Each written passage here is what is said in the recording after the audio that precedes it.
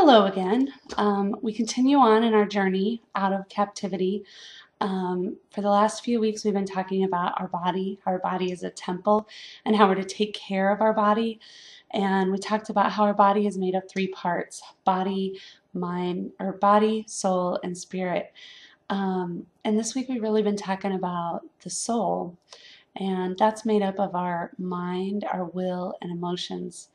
And this has really been an eye-opener for me. I think I shared this before, that it's not like I have the information and I want to share all that information with you. I mean, God has shown me a lot of these things along the way, but there's a lot of new things that each day He's showing me and helping me to understand. Before I talk about today, I really want to just tell you that it is not my intention to hurt anybody. And I'm nervous about talking about it because I know that there will be some that will judge me differently, that will think of me differently. But if I am going to encourage you to walk in your truth, to follow God with each step, then I have to push myself to do the same thing. What I have to share today, I would love to just let it lay.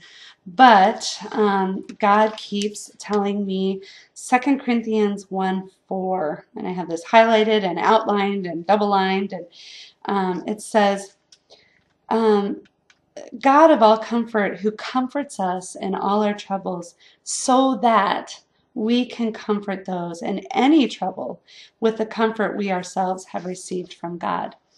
And I just really think that that's important that I share. Anyways, okay, so here goes. I've talked about rejection. I've talked about, unworthiness. I've talked about unforgiveness. I've talked about anger towards God, all these things. And in 2006 and into 2007, I really was in a depression. We had lost Michael and Angelique, and my husband and I were remodeling. We were in new jobs. Finances were stressful.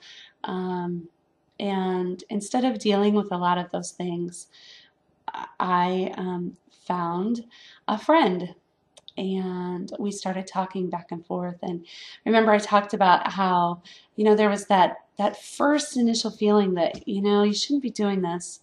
But my mind said, you text people all the time, men and women, and there's nothing to it. You're just being silly, you're being stupid. But there still was that thing inside me that said no. And, we became better friends, and he made me laugh, and he made me forget, all the problems that we had out here with everything going on.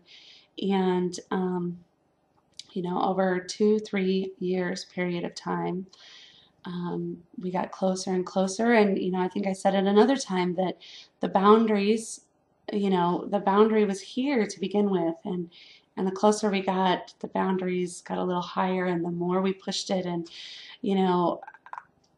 I want to say clearly, I know that at any time I could have said no.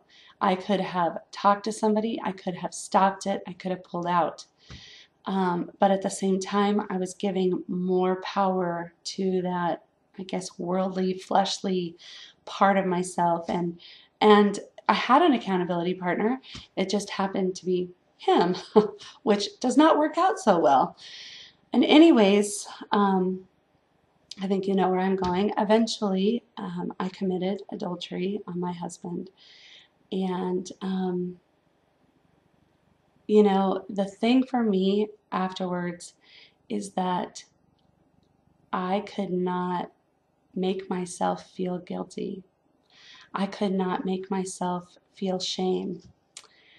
And that, I know now from reading the Bible that at some point, all through that time, God was showing me a way out. He was telling me this is wrong.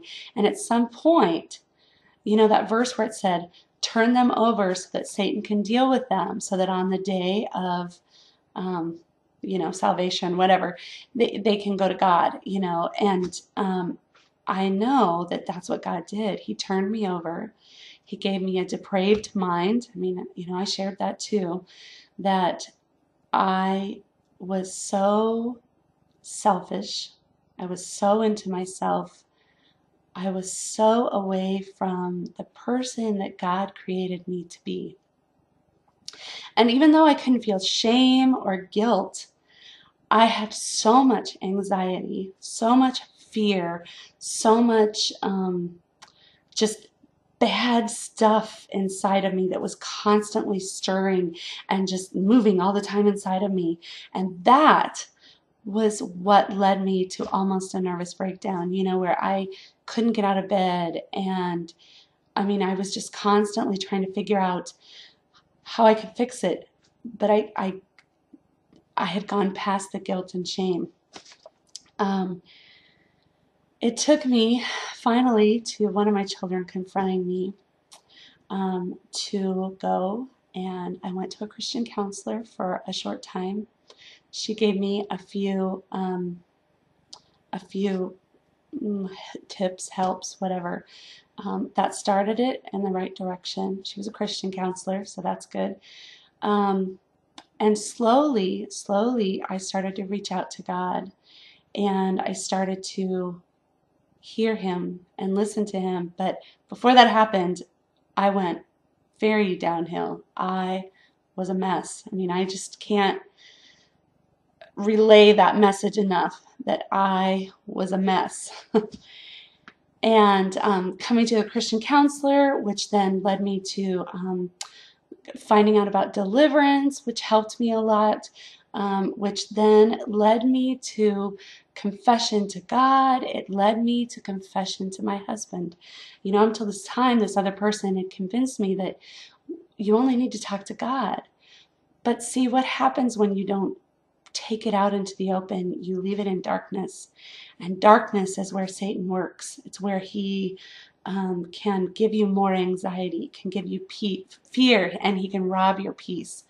And it took me telling my husband, which was the hardest and the best thing that I've ever done, because through that, I was able to receive God's grace in the feeling of flesh and hands. And we began walking a road together as one, the way a marriage is supposed to be. And we have learned and grown so much in our marriage. And it was then, I would love to say that at the point, between deciding to commit adultery or not, I would love to be able to say that I took the high road and I didn't do that. But I didn't. And I've always thought that that could have been my greatest moment.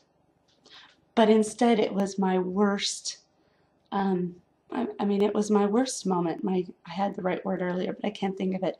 Anyways, but really, my best moment was when I came to the point of saying, I can't do this, God. I need you. I can't do this anymore on my own. I can't fix it. I can't fix me. And that is where LYTE Ministries began, because I realized that I was not living my truth every day, that I was living a lie, that I was living to please everybody around me, that I was believing the lies that Satan was telling me, that I was unworthy, that I was not good enough, that, all these lies that I was believing. And slowly, with each step, God gave me that name. I'm not good with words, but I'm learning to live my truth the way God has planned me to live. And I have come out of darkness and into the light. And that, my friends, is what this journey is all about. It's about learning to trust God with each step, turning over the darkness to Him and living in the light, and no longer feeling that shame, which I did eventually feel, by the way, But then I also had to work through that and realize that God has wiped me clean. But it's not about keeping that shame and darkness inside ourselves. It's about bringing it out and talking to others and comforting others and walking in a world knowing that we are wiped clean, but not because of what we do, because of what God has done through Jesus Christ for us. So that is what I hope that you carry with you this weekend, these weeks to come, because that is how we will walk out of captivity. Amen.